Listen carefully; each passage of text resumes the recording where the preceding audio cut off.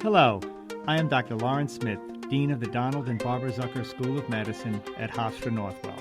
Thank you for tuning in to Well Said.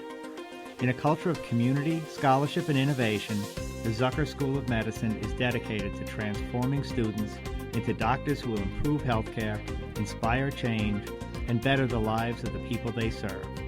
It is why we are pleased to collaborate with WRHU Radio Hofstra University to bring you a program committed to sharing expert discussion and insight on health and wellness topics important to you. Join us today and each week for a recommended dose of Well Said with your host, Dr. Ira Nash. Hello, I'm Dr. Ira Nash. Welcome to Well Said. Today we'll be discussing CAR T therapy, a new and promising treatment for blood cancers. Our medical expert will discuss how this personalized therapy works and its potential uses beyond blood cancers. My guest is my colleague, Dr. Anna Alperovich. Dr. Alperovich specializes in adult bone marrow transplantation and cellular therapy at the Monter Cancer Center of Northwell Health. She's also an assistant professor of medicine at the Zucker School of Medicine, and I'm delighted she's here with us today. Anna, welcome to Well Said. Hi, thank you for having me, Ira. I'm happy to be here. And also, happy and healthy New Year to everyone. Well, thank you. I was just about to say the same to you. How have you been managing through the pandemic? Carefully, treading carefully, taking things easy. I don't know. Hopefully one day this will be behind us. Yes, well, let's hope that 2022 is a year of great progress against COVID-19. You know, I said in the intro that we're going to be talking about a new treatment for blood cancer, but I think we should probably set the stage for our discussion by explaining what blood cancer is. So why don't you start with that? Sure. I mean, blood cancer is kind of a broad term, but in general, everything really starts in the bone marrow. So the bone marrow, it's our factory for all our bloodlines. So in there, you make white blood cells that fight infection, you make the red blood cells that carry oxygen, and you make platelets that help control the bleeding. So when one of those cells goes awry and starts replicating and does things it shouldn't be doing, producing things it shouldn't be doing, that's the beginning basically of a blood cancer. So yeah, that's a broad term, but you know, more common types of blood cancers are leukemias, lymphomas, or multiple myelomas. And so of course we can break those down into subtypes, but that's kind of the categories that they are. So it's kind of a broad family of disorders of the cells that normally make up the circulating blood. Correct, yeah. Okay.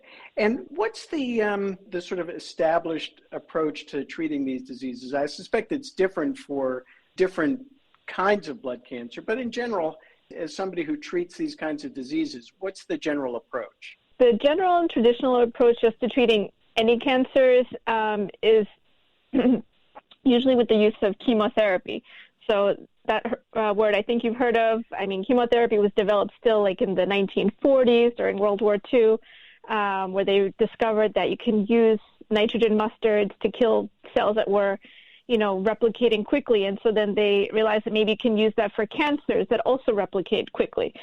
So they started doing experiments. And so the traditional thought of treating cancers in general is just to use chemicals that kill off, you know, cells that replicate quickly.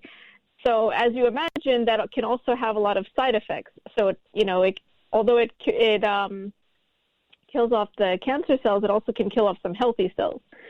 So, you know, for example, in our body, things that are also constantly replicating are like hair follicles or cells in your gastrointestinal tract or your healthy white blood cells. So, chemotherapy can give you side effects like hair loss or nausea or a suppressed immune system. But luckily, you know, as we advance and, you know, science gets a little bit more sophisticated, we have learned to use other targets for the treatment of cancers, sometimes together with the chemotherapy and sometimes on their own. So, for example, sometimes we use something called a monoclonal antibody. That word has been used a lot now with the treatment of COVID, but it was originally used for, I think now everyone's knowledge about medical terms has been a little bit better with the news. Yeah, that's the upside of a global pandemic is people are better educated about medical terms, but right. yeah, go ahead. For example, in the treatment of lymphomas, we use a monoclonal antibody called rituximab.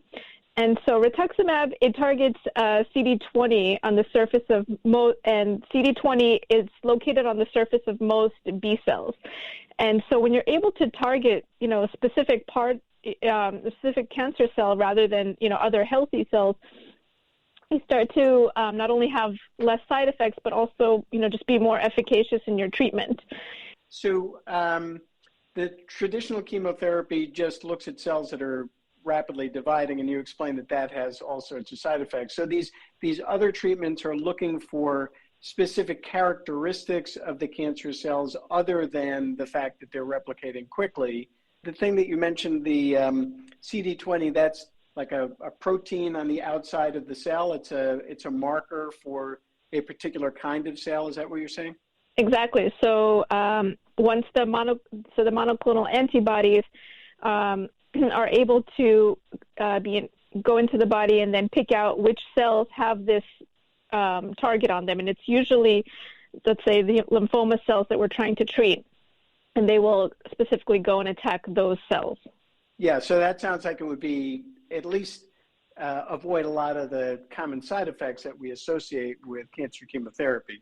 Is that true Correct. in clinical practice? It is. It is more effective. It does have less side effects. But also we use it on its own, and sometimes we use it together with chemotherapy. So, just like using, for example, antibiotics, the more types of arsenal we have, the better our treatment is. So sometimes we use just different targets for treating cancer. Does that make sense? Like going by land, by sea, sure. or by air, Right. So I guess what you're saying is, as we've learned more about particular types of cancer and the nature of different kinds of cancer cells, we've been able to target cancer treatment more precisely to different cell types. That's kind of a general principle here. Yes. Yes. So talk to us a little bit about cell therapy. What is meant by cancer cell therapy? The most recent weapon that we have against the treatment of cancers is using our own immune system. So the reason why cancer cells in general are able to replicate in our bodies is that our body thinks of the cancer cells as one of our own, rather than a foreign body. So, for example, if you have a bacterial infection, the body recognizes the bacteria as an invader, and it has an army of immune cells that can help get rid of it. So the new approach to fighting cancer is to kind of expose the cancer cells to our immune system and allow for our own immune system to help fight it. So kind of just uncover what it's been hiding under, and to use our immune system. Yeah, so how's that done? In a few ways. So, for example, with CAR T cells, so CAR T cells stands for a chimeric antigen receptor T cell. So what that really is that in our body we have T cells, which are part of our immune system, and they're very powerful in killing foreign cells. And so what we're able to do is we take our own T cells, we take them out of the body, we send them to a lab, and then we can engineer and reprogram them to have targets for the cancer cell. And then we infuse them back in, and it goes and attacks the cancer. So that's basically how CAR T cells work. Well, that sounds a little magical to me. So I want to just talk a little bit more about a few of those steps. So taking the cells out seems straightforward enough. So I guess blood is drawn and put through some machine that selectively pulls out these kinds of cells to start. Is that how we start? Yeah. So it sounds very magical and easy, but it's a laborious process. So it takes a few steps. So first, you need to extract the patient's T cells. So this is done with a pheresis machine. So basically, you connect someone through an IV to a big machine that's able to filter the patient's blood to extract the cells that we want, so in this case, T cells, and put back the cells that we don't need. Okay. This usually takes about a few hours in the lab, and it's just an outpatient procedure. It takes about a day. And then once we have the cells, we ship them off to the lab. Okay, before you get to shipping to the lab, so how many of these cells are you actually pulling out? Are we talking about, like, in terms of, a volume of cells? Are we talking about like a cup? Oh, the actual volume is very small. These cells are very small, so it's maybe, less than a cup, for example. Okay. And in that, how many cells are we talking about roughly? We're talking about taking out a few thousand cells, and then we're going to grow them to be a lot more. Okay. Mm-hmm. So once we have the cells, we ship them off to a big lab. It's usually a pharmaceutical company that does the manufacturing for us. So in the lab, they're able to transform the patient's T cells to have new receptors for the targets that we need. As well, they add a co-stimulatory domain. So that basically helps the T cell get activated once it's infused back in. You following me so far? These cells are kind of tweaked in this laboratory. Are they tweaked in response to the specific kind of tumor that the patient has, or is this sort of a general process? It's tweaked towards a specific tumor that we want to target. Wow, so they're primed to recognize a particular tumor that patient has, and then they're given back to the patient? Right, so once they're in the lab and they've engineered it to be the product we want it to be, then you have to grow it, and so we replicate those cells, and usually we need a dose of about a few million cells. And so this whole process takes about 3 to 6 weeks from getting the cells, shipping them to the lab, changing them, and then growing them. So it is quite a process. And then once it's done, and we have our few million cells that we need, it's preserved and it's shipped back to the hospital for the actual procedure. Wow. And then how is it actually given back to the patient? You're usually in the hospital for about 2 to 3 weeks. So the patients come in, and then the first 3 to 5 days, they get a light chemotherapy that is meant to just kind of suppress your own immune system just a little bit to give room for these new T cells to replicate once you're in. So the first 3 to 5 days are in the hospital with the chemotherapy that is not too intrusive. And then we call it day 0. We take those cells out of the freezer, we infuse them in. It's kind of just like a transfusion. It takes, a few minutes to go in. And then once the cells go in, you just let them do their business and you leave them alone. And then we just watch the patient for the next, 2 to 3 weeks and make sure they don't have any major side effects. And then once the coast is clear, you get discharged, then we just monitor thereafter. Do these beneficial cells reproduce in the patient's body so that they keep making more of them, or is it just they get that million and those million cells do their business and then they're done? They are designed, so the cells do stay for several months, but eventually they do die off. They are creating new CAR T cells to be able to last longer, but in general, it's usually, for a few months and then they go away. Can you repeat this whole process if people need more treatment? It hasn't been done, but I think it is being worked. They're looking into it. Because, if you're targeting, you would have to probably think of a different target to target then. Because if it didn't work with that one, with that first treatment, then you'll probably have to go back to the books and think of something else to do. Yeah. Wow. So this sounds, as you said, like a pretty involved and not that quick kind of process. So when do you as a clinician decide to recommend this kind of course of treatment to somebody as opposed to a more traditional form of chemotherapy and these other newer drugs that we were talking about before? So this is a relatively new therapy, and currently there's about 5 CAR T cells that are FDA approved. So meaning they kind of have different targets. So you have 2 CAR T cells right now available for refractory lymphomas.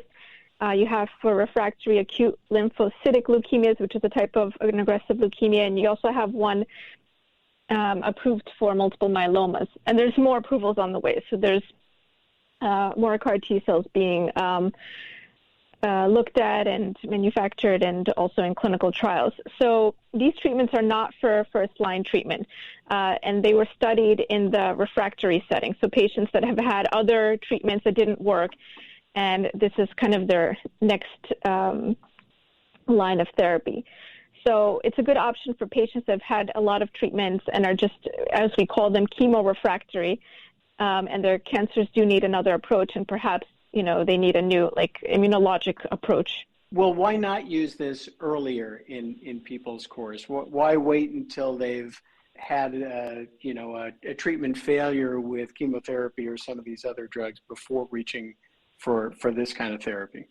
Yeah, I mean, the simple answer to that is just they've been studying in the refractory setting. Usually when you introduce new drugs or new therapies, you use it for patients that have already been refractory to other lines of therapy. But with that said, they are starting to try to bring them into an earlier, line of treatment. There have been trials now with just using them as upfront therapy, and there are trials now being designed to try to use them, earlier and earlier. So yeah, so this is about clinical trials. Right. So this is an area of active study, and it's still a relatively new form of treatment. Right. How well do they work? So they're quite effective. So, for example, in lymphomas, the CAR T cells have a response rate of about 50 to 80%. So you have to think about when the trials were done, this was in a population of patients that were very refractory to multiple lines of treatment beforehand. So the fact, that we were either going to send these patients to hospice or try this treatment, and then that they had about a 50 to 80% response rate it's just pretty great. The complete response rate is about 30 to 60%. So about half of, let's say, lymphoma patients will still need further treatment. And the treatment lasts for, it could be either a few months or it can be a complete cure where this is the last treatment you will need, and then you never have to see anything again. You're cured of your disease, and that happens in about 50% of patients. Even in patients who have failed other forms of treatment, you can still get significant percentage of people who are actually cured of their cancer with these drugs? Yes. Yes. Wow. And more typically, after somebody gets CAR T therapy, do they require other kinds of ongoing chemotherapy or other drugs to keep their disease under control? So the goal of the CAR T cell treatment is for it to be the last and curative stop. But, not everyone has a complete remission. Not everybody has a cure. And so, some people do need further therapy. So there are ongoing studies to see if high-risk patients can benefit, for example, from just further maintenance therapy of some sort of drug after the CAR T cell. So those are still in the works.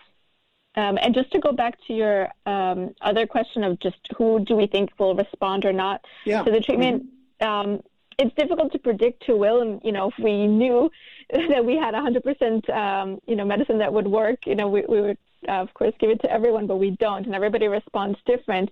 But some of the things that we have noticed from clinical trials was the patients that do not have such great outcomes with the CAR T cells are those that have, let's say, a lot of disease before they go for the treatment, or ones that have a lot of poor risk mutations. So, a lot of times we look at the cancer and see what kind of mutations they have, and some are just bad actors. And also if the patients have CNS involvement, that means, if they have neurological involvement, it is a little bit more difficult for the CAR T cells to penetrate, we call the blood-brain barrier, and sometimes get to those cells there. So those patients sometimes do have less favorable outcomes. Yeah. So in addition to obviously not being perfectly effective in every patient you give it to, what are some of the downsides of using this newer form of treatment? Are there significant side effects from using CAR T therapy? Yeah. So the side effects, there are some that are significant, and they're different from traditional chemotherapy. So this is side effects of basically stimulating your immune system and causing an inflammatory response. So patients can have flu-like symptoms or fevers, chills. They can have changes in their blood pressure. Sometimes their oxygen can even get low. So that's why we do monitor them very closely, especially in the first 14 to 21 days. Also, this is rare, but it does sometimes happen, is they can have neurological toxicity where it can manifest in something like simple, like a headache. You give them Tylenol, it goes away. Sometimes, especially older patients, can be a little bit confused for a couple of days, and then it goes away. And rarely do we have seizures and really just delirium for that the patients experience. And we do need to intervene with anti-seizure medication and such, but those effects are usually reversible, and it's very rare that they would last, after the treatment is over. But that's why they're in the hospital, and we do monitor them quite carefully, and we do what we call neuro checks a few times a day just to see where they're at. As far as long-term effects, there aren't really too many. I mean, if you didn't have any effects in the first 14 to 21 days, it's unlikely that you will have any long-term effects from it. And then, what else did I want to tell you? But most patients actually do not have many side effects at all, and it doesn't mean that it's not working. It's just, everyone is different, and so we do see that people just go in, get it, and nothing happens. Yeah, and obviously we have to weigh those side effects against the fact that these folks are being treated for a life-threatening cancer, right? So one would be more inclined to tolerate, dangerous side effects in a drug that somebody really needs to treat their underlying disease. Right, and our treatment of the side effects has improved over the years as we're learning how to be able to use the CAR T cells. So in the earlier trials, actually, we did see some, even some deaths with the treatment from, it's what we call a cytokine storm, so meaning just too much of an inflammatory reaction that we couldn't control. But now, as we're able to understand that we can intervene earlier and try to control these symptoms earlier, we do have better side effect profiles. So we're using earlier on the treatment anti-inflammatory agents such as tocilizumab, which maybe you've heard. We've used that to use inflammation in severe COVID cases, for example, and we do use steroids. So we're learning how to deal with the side effects as the treatments as we're getting more experience with the treatments. Yeah, so let me shift gears here a little bit and talk about another potential downside of these drugs, which is cost. I mean, I'm sure our listeners have heard plenty of stories about the high cost of cancer treatments in general. And I wonder, based on how you describe the development of these agents, it sounds like a pretty elaborate process, and elaborate often translates to expensive. So what do these things cost? Yeah, they're not cheap. And I agree that a major issue in the U.S. healthcare system is definitely cost. So the treatment for this ranges, I don't know, between like $500,000 to $1 million, which is an astronomical amount. With that said, a lot of the costs go to manufacturing the product as well as the cost of the hospital stay. And so I think some ways to cut the cost of that, and we're working on some other institutions already implementing, is to maybe have these procedures done as an outpatient. So you can come into the clinic, get monitored, but you don't necessarily have to stay overnight. So that could be one approach. And you also have to think about it. It does sound like a lot of money, but it's supposed to be just a one-time treatment versus some people that need to take medication for life. And if their medication costs, $20,000 a month, and think about that for life, then those costs add up too. So there's the more profound question about, well, if this is actually life-saving, right? So somebody would die without it and they're cured with it, then who among us wants to put a price on that, right? Exactly. Yeah. Yeah. Wow. But I'm sure this is limiting access to these drugs because of their high cost. I mean, they are FDA approved, and we do work with the insurances to get it approved, but sometimes it is a process. But we are able to usually get it done because we do have proof that it works, And so it is usually covered by insurance. Yeah. So, I mean, this sounds like an incredibly promising kind of technology, using somebody's own immune system, revving it up in some way and giving it back to the patient. Where do you see this field going? Are there other diseases that you think are kind of in line to be approached this way? Yeah, I mean, the technology is promising and it's getting better every year. Every year we get better and better and more precise products. And, you know, the things that we have now are likely going to be replaced in the next few years to be better and safer as clinical trials are well on their way. So also the CAR T cells are being tested on other solid tumors. So, for example, pancreatic tumors, lung cancers, melanomas. So I do know that those are in the works. They are not approved yet, but there are clinical trials on that. I think, you know, with blood cancers, sometimes it's easier to target them because they're in the blood. And so when you just infuse something, it's just easier to get for the drug to get to the blood cancer. And sometimes solid tumors, it's a little bit more difficult for the drug to get to it. But with that said, there's a lot going on in the CAR T cell world. So one of the things that I think is exciting is something in a different direction is something called off-the-shelf CAR T cells. So as I explained, you know, it's a long, laborious, and expensive process to make these CAR T cells. Getting the patient to the pheresis, to the filtering, to get their cells, sending it to the lab, waiting for the manufacturing, sending it back. You know, that all takes, weeks. And someone's disease that is rapidly progressing, you need something faster that you can act on.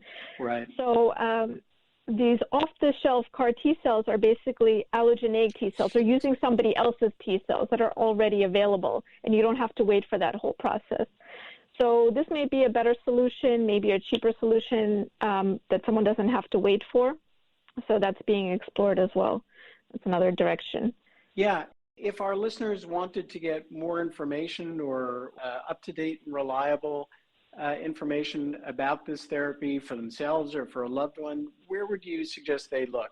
Definitely a good source is the American Society of Transplantation and Cellular Therapy website, or it's ASTCT. That's a good website that has a lot of patient education. And also cancer.gov always has good explanations about CAR T cells. So those are the ones I would recommend. Is this therapy generally given as part of a clinical trial, or is it kind of accepted treatment outside of the experimental realm at this point? No, now it is FDA approved, and we are, having patients come in and getting CAR T cell therapy as just part of their, normal treatment. Well, that's great. Well, thank you so much for illuminating this new and fascinating realm of cancer treatment for us. And thank you so much, Ira, for having me on your show and allowing me to talk to you about one of my favorite topics and educating people on this new and exciting cancer treatment. It's really revolutionary and a stepping stone for our patients that sometimes need a miracle. There's a lot more work to be done, but we're going in the right direction. Well, that sounds great. And thank you again. My guest today has been Dr. Anna Alperovich. She is a specialist in adult bone marrow transplantation and cellular therapy at the Monter Cancer Center of Northwell Health and an assistant professor of medicine at the Zucker School of Medicine. For more information about this program and to find past episodes, please visit sites.hofstra.edu/wellsaid. You can also subscribe to our free podcast available on Apple Podcasts, Stitcher, or wherever you get your podcasts. Our listeners are welcome to send comments, suggestions, and questions to wellsaid@hofstra.edu. Until next time, I'm Dr. Ira Nash, and that's Well Said.